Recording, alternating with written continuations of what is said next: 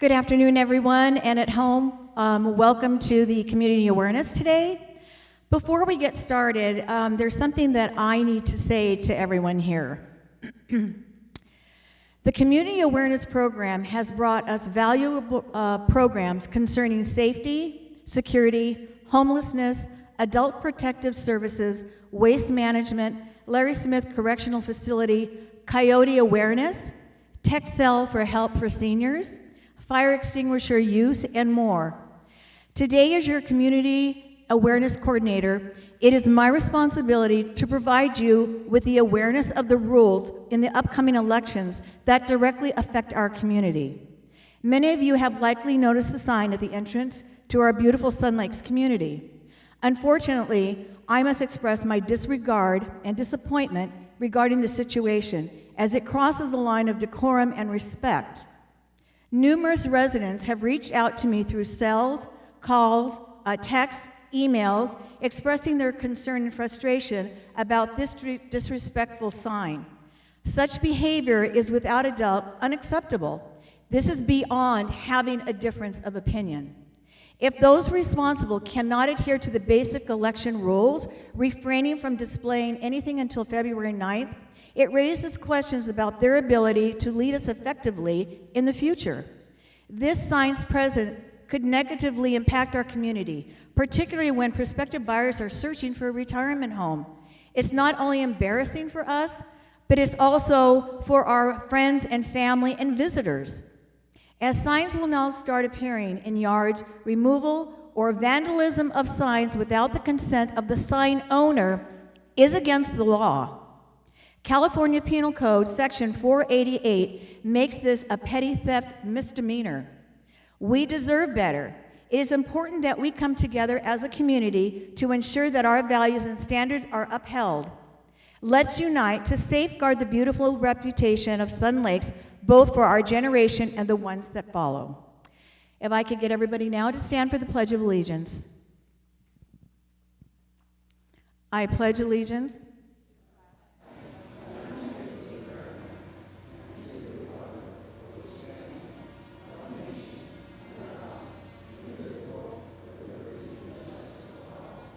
Thank you.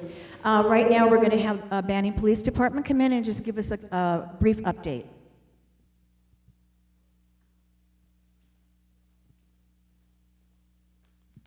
Good afternoon, everyone. Sergeant Robert Howdige with the Banning Police Department. I don't have monthly stats with me today, as our homeless liaison officer has been working as a field training officer, but I am happy to report that we have 6 brand new police officers on patrol right now in training. So that's why I don't have stats, because our homeless officer is training someone. So hopefully we'll have a few more people here on their own fairly soon. I would say that maybe 3 out of the 6 are lateral transfers from other agencies, which will expedite their training. So if all goes well, we'll do 10-week for lateral officers, and typically for the officers that don't have any experience, it's a 16-week training program. So right now, one of our officers just cleared training last night. We have 5 more in training. So I just want to report that. I think it's imperative just to let you guys know why our homeless officer is not currently just doing homeless stuff. He's training new officers, which will pay dividends in return, getting new officers on the ground and in service available for the community. So thank you guys for your time.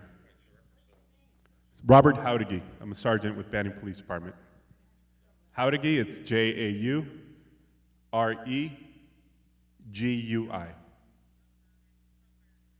Any other questions? Yes, ma'am. Sorry.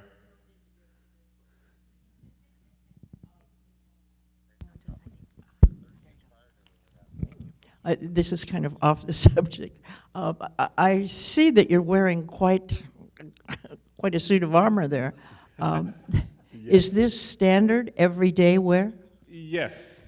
I'm wearing a ballistic low-bearing vest. Typically, officers wear the standard, we call it a Class A or Class B uniform, which is like the blue nylon, if you will. But this helps with back support, so I'm not carrying all the stuff on my waist. All I'm carrying on my waist is my gun now, so I'm distributing the weight, and it's an optional thing. so once officers get off of training, they have the option to purchase this. It is a little pricey, runs somewhere $600-700 for the vest.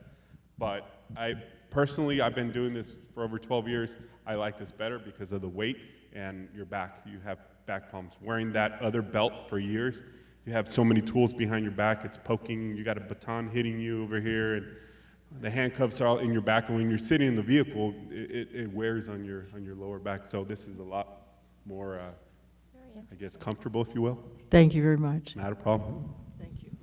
Great question. Thank you. Thank you, guys. Have a good day. Thank you, Sergeant. Thank you. So next, I'm going to introduce Candace Jenkins, who is the executive team lead, and she's going to start her presentation, and then she'll introduce our next guest.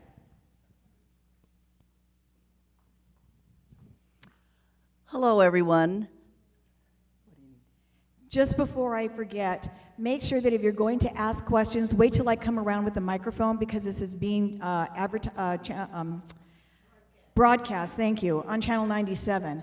So please wait until I come around with the microphone. Hello, everyone. I'm Candace Jenkins, and EPAP today is going to show you some evacuation packs that you can set up for yourselves.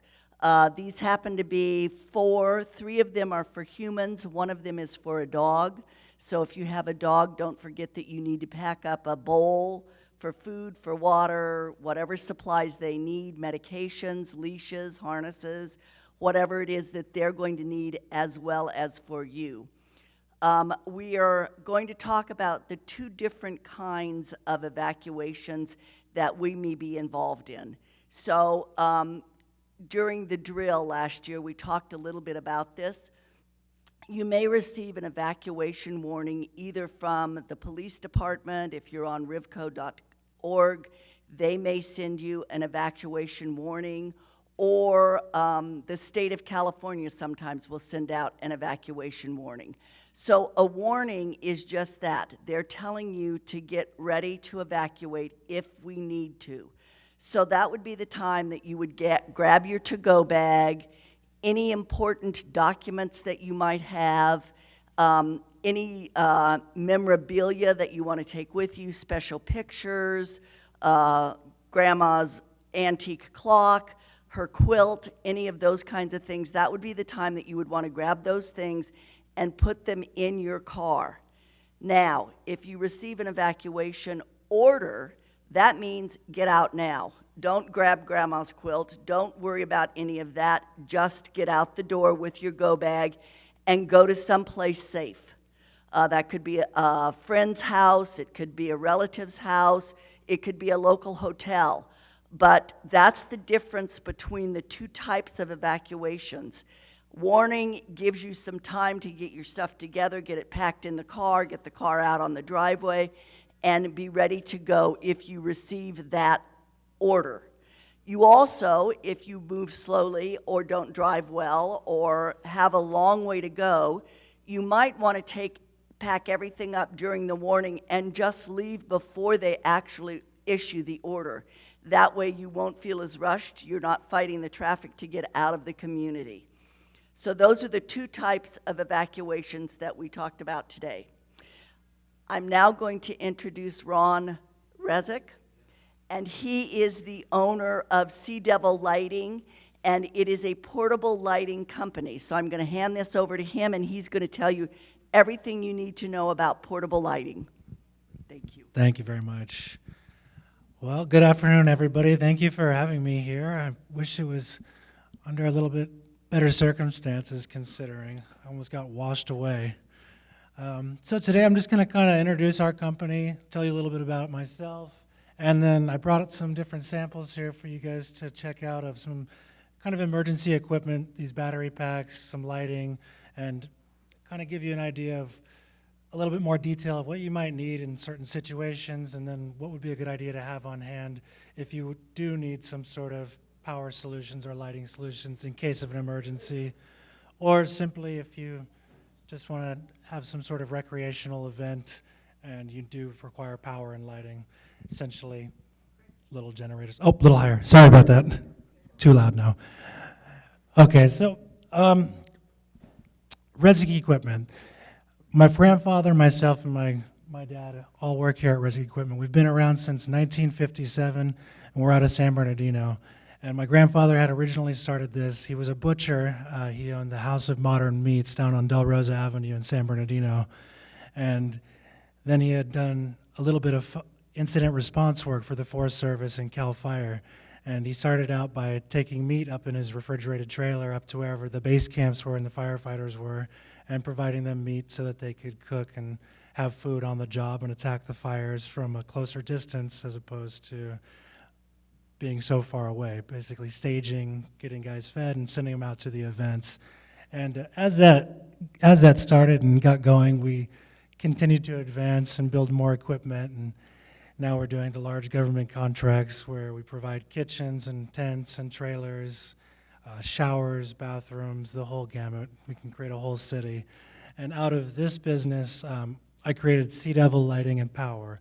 And essentially, we created these lighting systems for emergency response and incident response.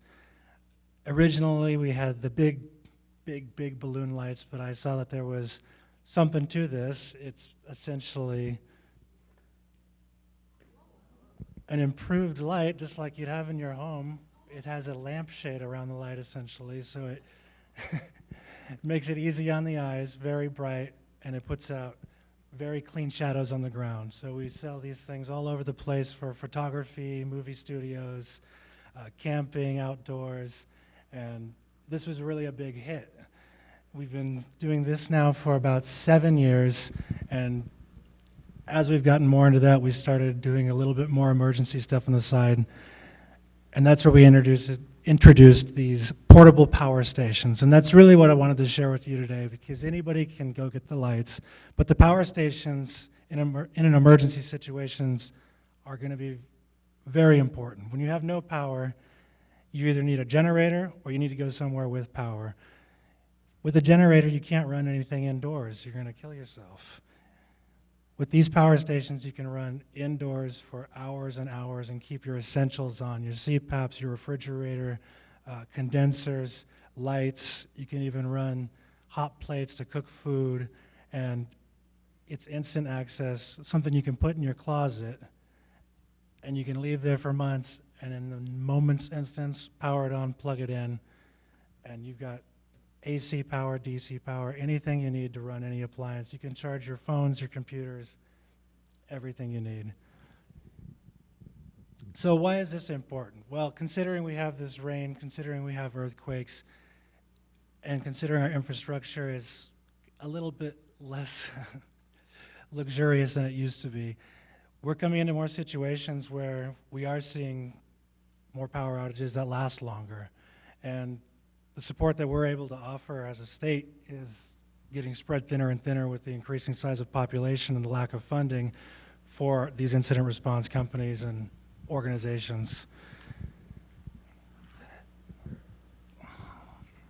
So I guess, sorry, I'm getting a little nervous up here. I guess what I'm trying to say is that instant access to power is something that definitely should be on your radar. As well as having the instant power, you're wondering how can you charge these things? How can you keep them going? These are all solar operated units. You can power them with solar, you can plug them into a cigarette lighter, you can plug them into the wall, anything goes. With the solar option, you're able to recharge with essentially free energy. I'm sorry, the little ones? Oh, these are all battery packs. So I'll invite you guys to come up and check these out as well if you want to kind of poke around and see what you need. But we carry several different sizes. We have a 300 watt unit, a 500 watt unit, a 1200 watt unit, and a 2000 watt unit. And I guess understanding your power needs is a question that we get often. Because if you know you get 300 watts of power, well, what does that really mean? What does that equate to? And the answer usually is, well, it depends what you're going to be running. So we've come up with a couple different charts here, and I'll share this, and I can also give you the resources on our website, and it breaks down averages over very commonly used household items and which power station would be suggested based on the use of those items. For example, this light right here is a 60-watt unit. You would expect you could run this for, I don't know, at full blast, maybe an hour. On our smallest battery pack, you can run this unit at full blast for 5.5 hours. Now, if you were to plug this into you're going to charge your cell phones, 25 plus charges on one battery here.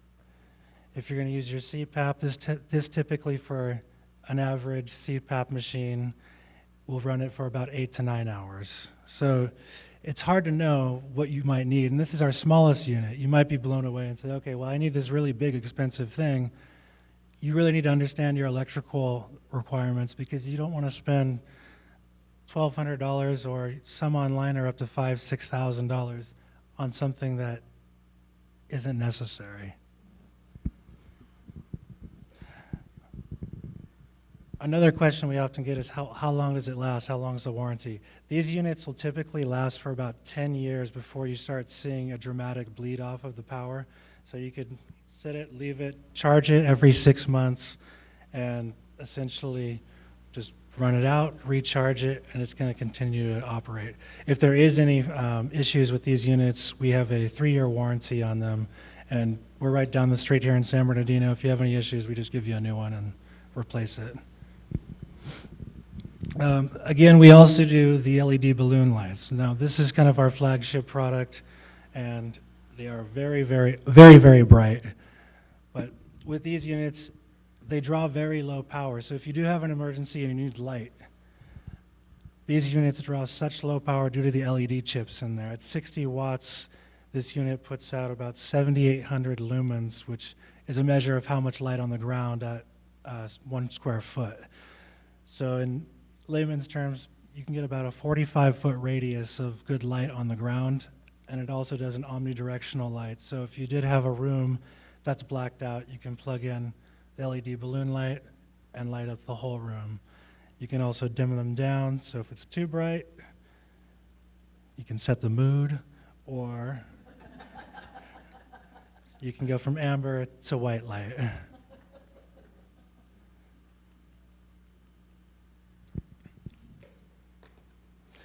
I've also brought another rechargeable light, which is very similar to the balloon light. It's easy on the eyes. We built it a little bit heavier duty due to the fact that we sell a lot of these to contractors and they like to throw stuff around in the back of the trucks.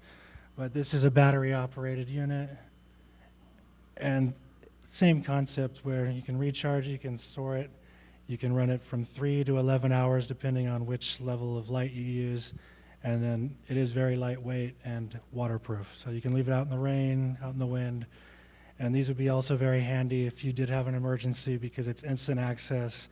It's faster than setting up a battery and a light or a generator and a light. And you just pop it up, set it down, and then you're good to go.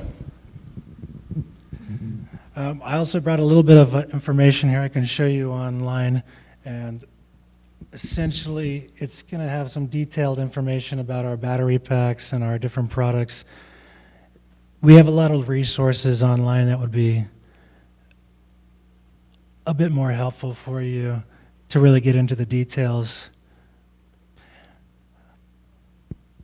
Oops.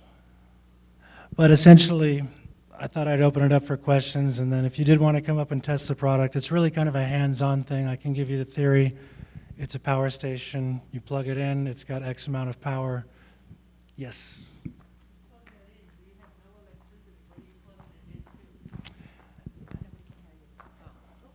Sorry. You said plug it in.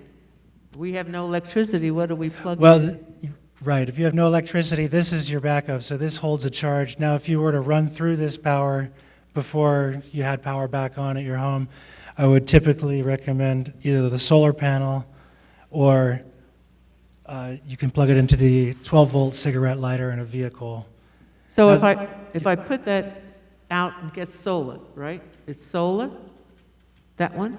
Solar? I'm sorry? Is it solar? Yes, they're all solar. Okay, so how long will that last in my closet? So every 6 months we recommend running the power down and then charging it back up just to keep the battery operational and cycling. and typically that'll take care of the health of the battery. So if it sits for a while, we just run it every 6 months, bring it down to about 10%, and then charge it back up and put it away again. Is the solar power built into the battery, or is that a separate unit? Yes, good question. So these solar panels are a separate accessory, and then you plug those in. It comes with some adapter kits, and it goes right into the front of the unit. And that way that if you don't need the solar unit, you don't have to pay for the solar panels, and kind of keeps them separate.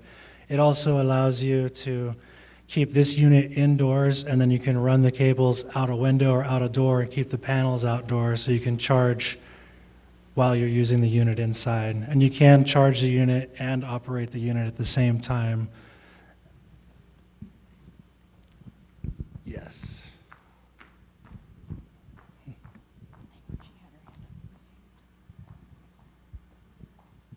Are these waterproof? I mean, you could leave these outside or, No, they do not like the water. okay. Yeah, typically, due to the lithium-ion batteries inside of these, they don't like the water. They react poorly with water, and it could create a situation where it's non-operational, and if it's too much water, it could create a little bit of a spark.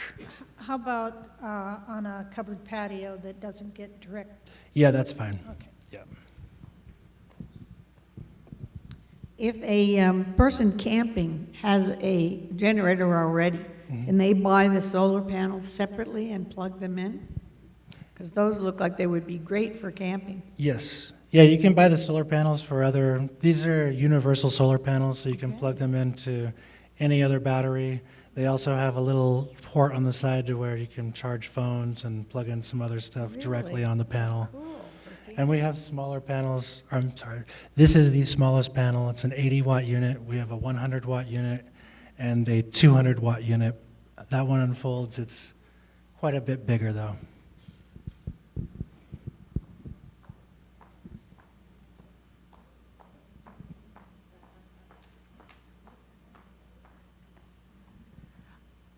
I'm wondering, I can't hear that good back here, but I'm wondering, the most expensive one there that you have, I think you said, yeah. Let's just say we have a disaster. Yes. The lights are out, everything's done. Will that be able to hold up a refrigerator if it's still working? Absolutely. And the light, for how long? Depending on which refrigerator you're operating, on average, our refrigerators on the largest unit that we have are typically going to operate, you could typically get about 20 to 24 hours out of that. They're only pulling usually around 120 watts, 150 watts on the newer models. So it's not too much. As long as you're not opening the doors frequently and opening and closing so it cycles the motor on and the compressor, then you should be good to go. What are the price points on the 3, 5, 12, and 2,000 watts? Good question. The price points, our retail price points for the 3, 5, 12, and 2,000 would be 300, 500, 1,200, and 2,000. And then we're giving, you guys are like our neighbors, so we're doing the family discount, and we're doing 40% off of everything.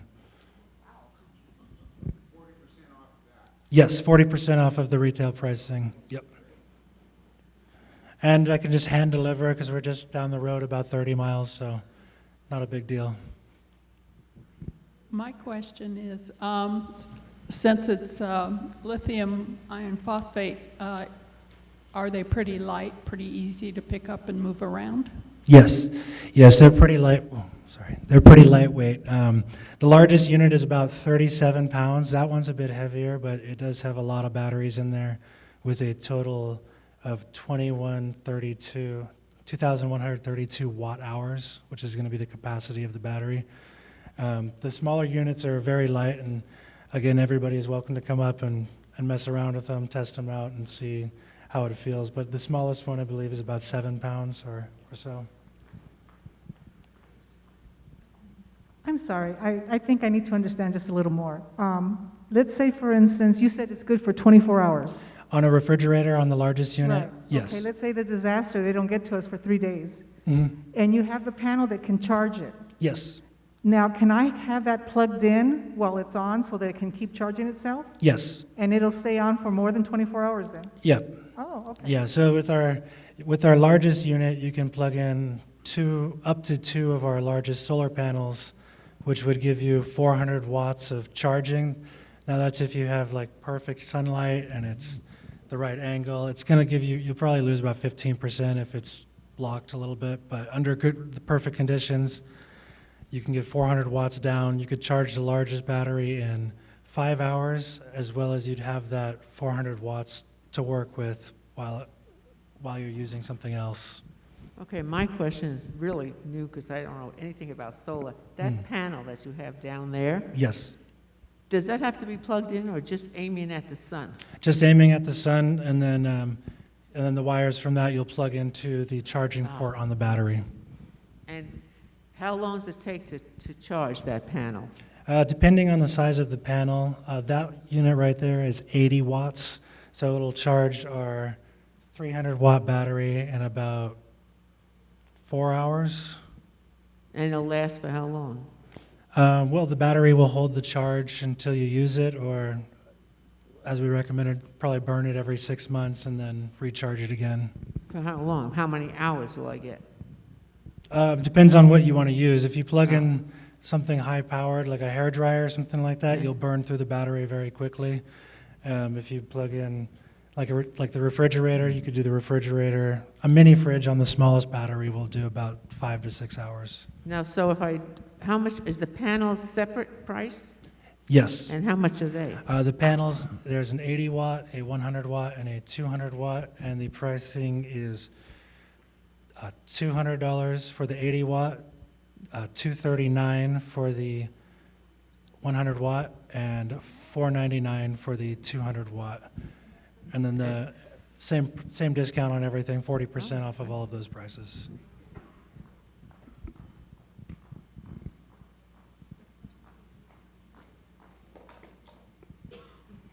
Hi, I have a question.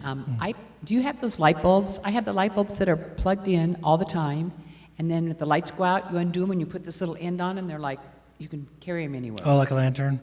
No, I don't carry anything like that. Okay. Thanks.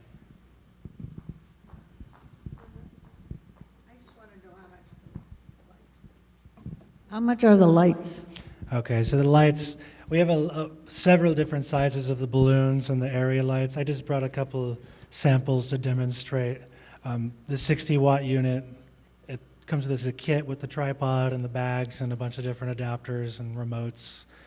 This unit is $279 at the retail price, and then our 40 watt area light, I believe this one is $199 at the retail price. And again, we do 40% off of these as well.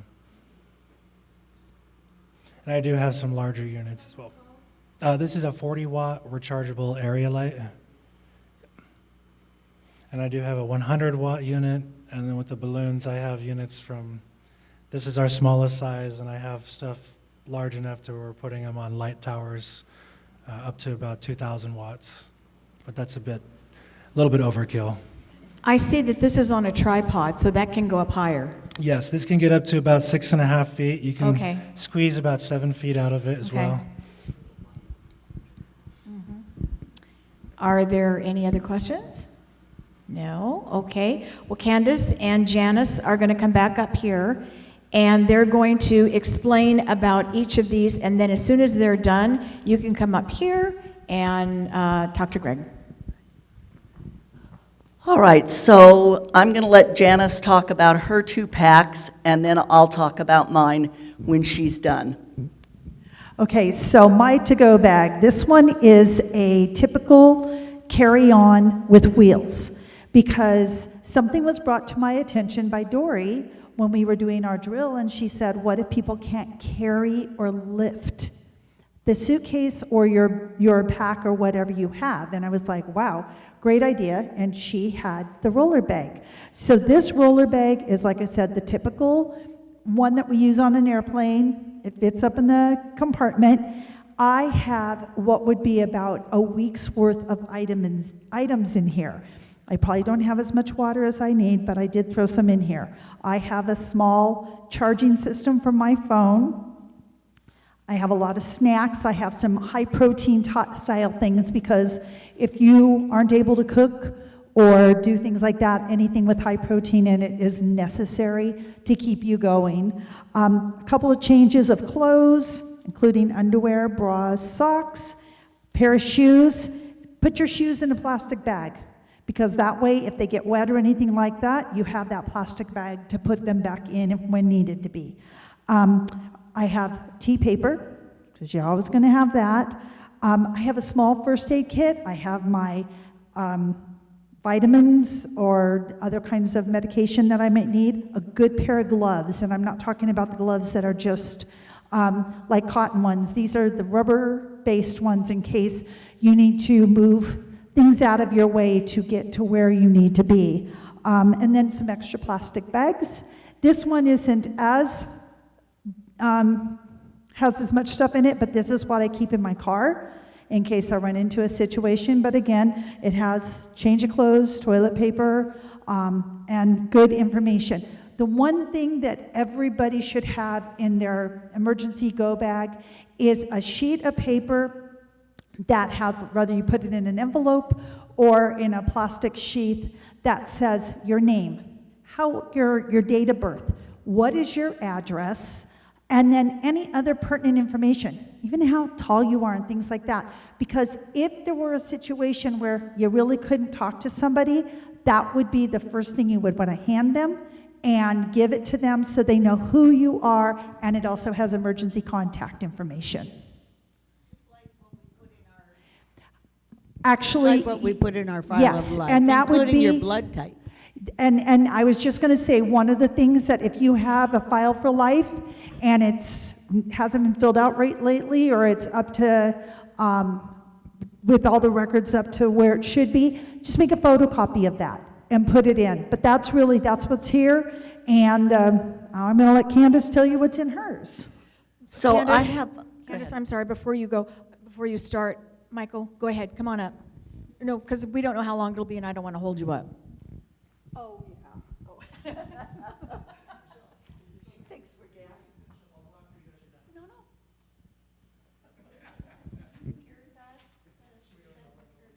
Yes, this is Michael Romero from Securitas. That's all right. Good afternoon, everybody. Sorry for my late response here. I appreciate you ladies giving me the time. I'll be real brief here, so I won't hold you up that long. All right, can everybody hear me? Perfect. All right, so I'm just going to touch up on a few little points that were brought up to my attention for this month, and that way the community can be aware of what's going on with security and what you guys can do as a community as well to help us out, and what we recommend as well. So we are committed, again, to providing the safe and secure living environment for all the residents here within Sun Lakes. This report aims to inform and update our community members on various aspects of security and safety.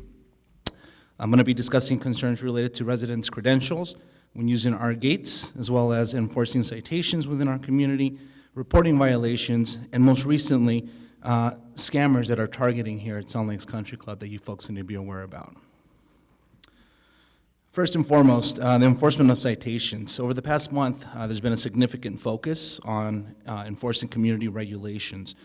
This includes addressing issues such as unauthorized parking, improper use of common areas, and other violations that impact the safety and quality of all residents. We would like to remind all residents that citations are being issued for violations, and we ask for your cooperation in adhering to community rules. These violations include expired gate passes, non-visible disabled placards, and unauthorized golf cart parking. As a side note, just so you folks know, residents are entitled to 60-day passes per calendar year. So if you hit your 60 passes for the whole year, we will not be able to issue any more overnight passes for the residents. You would have to contact the board, get an appointment situated to see if they can hear you out as far as why you need more overnight passes. So I would recommend that you guys plan accordingly before using up all your passes for the year. We do our best to try to help you folks and your guests out when it comes to having passes out displayed.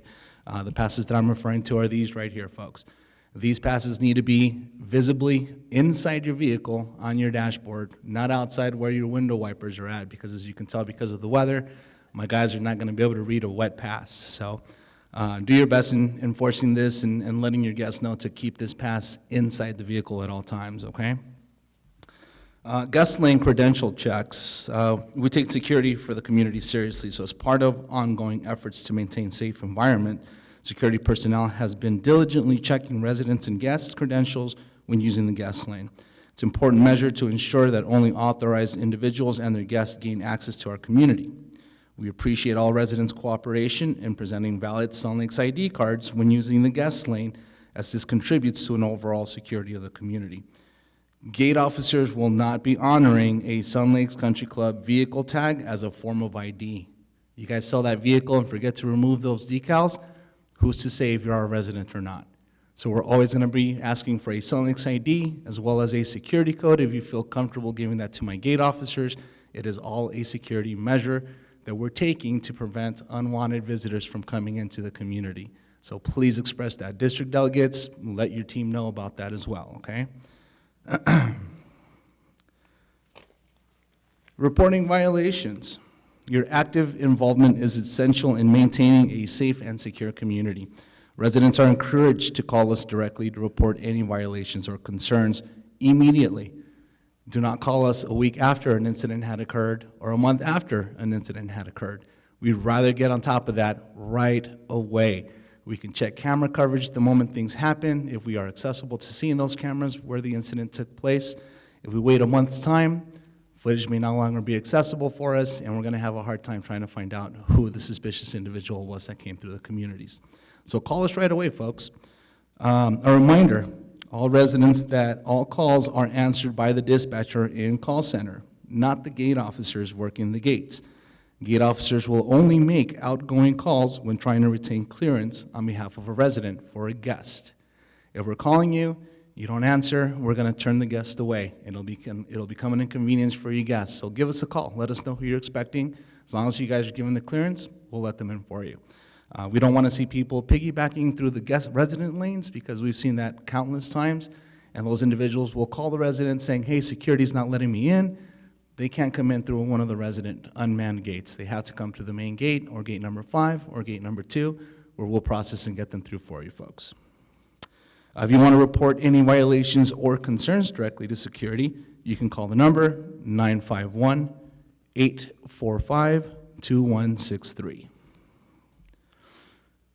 Just want to take a quick moment to also address a concerning issue that has been affecting our community and brought it to our attention: phone scams. It has come to our attention by Banning PD that there has been an increase in fraudulent calls targeting unsuspecting residents, with scammers attempting to deceive individuals into providing personal or financial information to them. These scams can take various forms, such as impersonating government agencies, financial institutions, or utility companies, and often involve threats or promises of rewards to manipulate victims into complying. I urge each of you to remain vigilant and cautious when answering calls from unfamiliar numbers. Remember, legitimate organizations will never ask for sensitive information over the phone or demand immediate payments. If you receive a suspicious call, do not hesitate to hang up and report it to the appropriate authorities. You can call Banning Non-Emergency at 951-922-3170, or you can visit their website to report such crimes.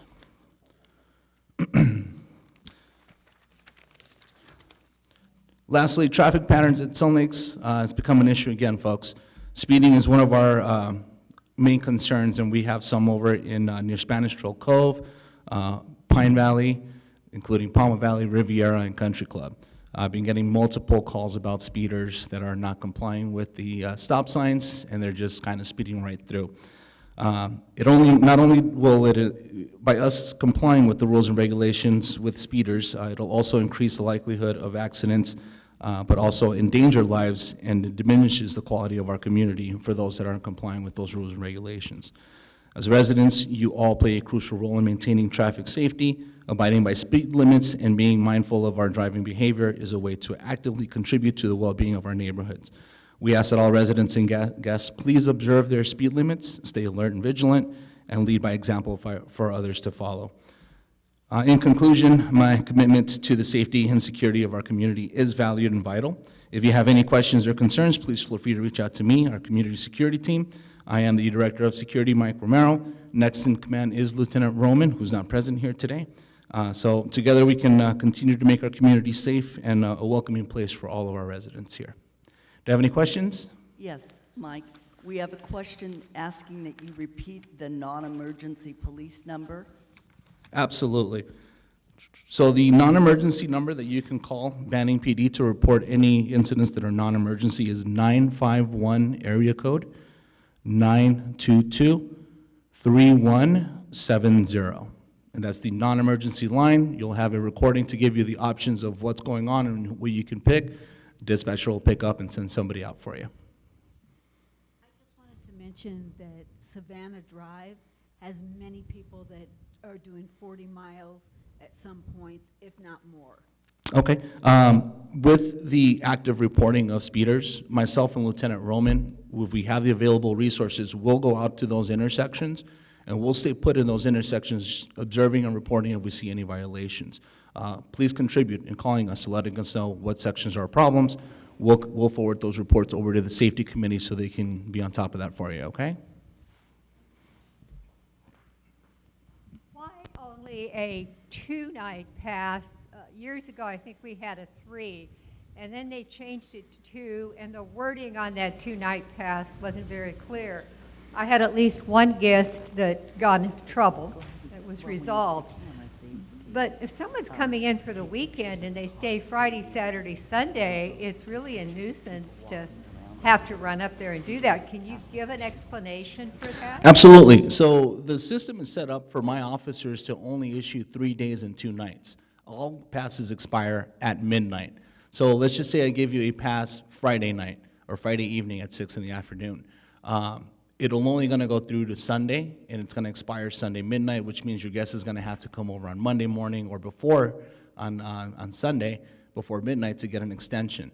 So we want to make sure that people that are only supposed to be at Sun Lakes are allowed to have that experience here at Sun Lakes. So guests and caregivers are welcome. If you do need longer time, administration will grant you authorization depending on your need and your request, and they'll print out extended time periods. Unfortunately, Securitas does not have the authority to give longer extended times. Do you know what the rationale was for changing it to 2 nights?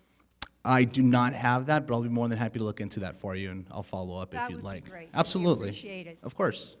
I have one question, Mike. Message to management. When you talk about issuing the passes and we're only allowed 60 in a calendar year, so like she's talking about, she has somebody that comes and stays with her for a week. Is the initial pass that they get considered one, or is each time you give them a pass, that is added on to that 60? It's added on once we're printing those passes out on our station. It is my understanding that if you do go to administration, they're going to print out a special pass that won't go against you or your record as far as how many passes you've retained for the year. I highly encourage, if you're looking for a pass that's longer than 3 days, take that approach. Have them print that special pass. I've seen passes printed for up to 30 days, depending on the circumstances. So always take that advantage. You guys have a lot of resources to use here at Sun Lakes. Use them. Any other questions? No? Perfect. Thank you, Michael. I appreciate it. You're quite welcome. If you guys need anything, please don't hesitate. My name is Mike Romero. I'm 24 hours accessible to the community, okay? Thank you, folks.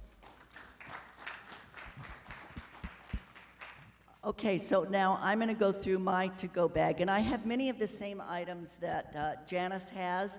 I have socks, panties, bra in a plastic bag so they won't get wet. I felt a mask was a good thing to have in my to-go bag. My medications are all in a plastic bag, so if they get wet, they won't be damaged. I have 2 sets of clothing. I have a pair of tennis shoes. I have a comb and a brush, which I'm throwing around. I have toothpaste and a toothbrush. Not sure where I've got that down here. So this is basically what I have in my to-go bag. As Janice was going through hers, I realized there were some things that I forgot to put in mine. I would put a cell phone charger so that I would be able to charge my cell phone. I have a thumb drive that has all of my financial information, which I need to put in here. Then all I have to do is whenever I get where I am, if I need to access that, I plug it into somebody's computer, and I have all of the information that I need. And a thumb drive is just a small little drive that plugs into your USB. I also have scrubbies at home, which are a dry washcloth. You add a little water to them, they foam up, you wash yourself off and just dry yourself off with a towel. You don't need to rinse off, so at least you will feel like you're clean. So that's everything that I have in my to-go bag. And then for my dog, I have 2 bowls, one for food, one for water. I have her medications. I have her harness, and down below is her leash. And I have enough dog food for 2 weeks in case we are gone for an extended period of time. So do you have any questions about what you might want to put in a go bag? Yes. We also have included heavy boots in case you have mud or whatever, instead of tennis shoes. Yes, I happen to have tennis shoes, but yes, heavy boots would be good. They don't fit well in my plastic bag.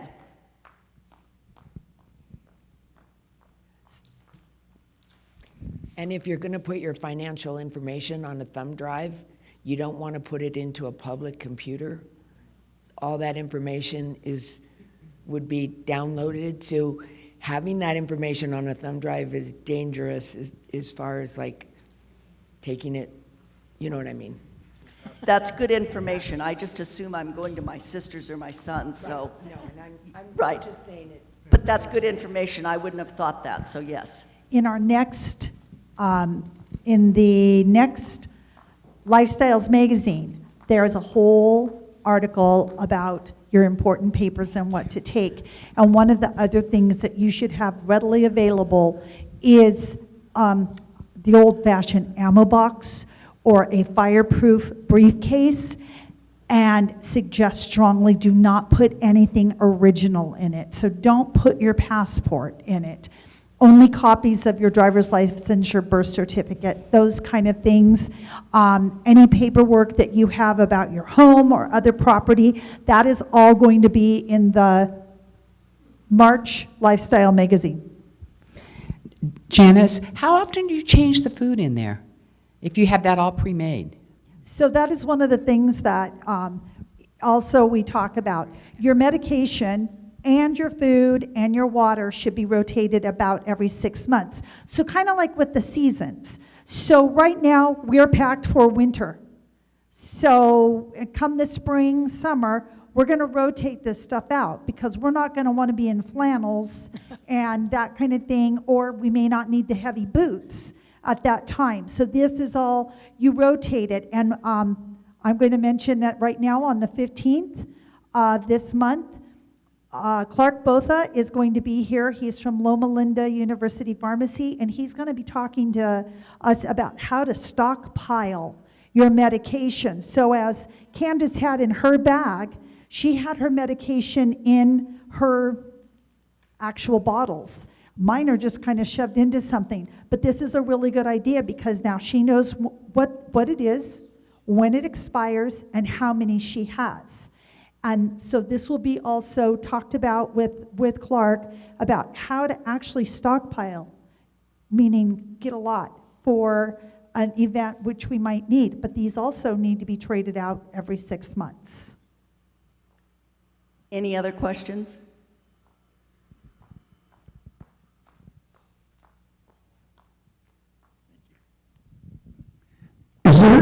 Is there any information that tells you how much water each individual needs of gallons of water per day.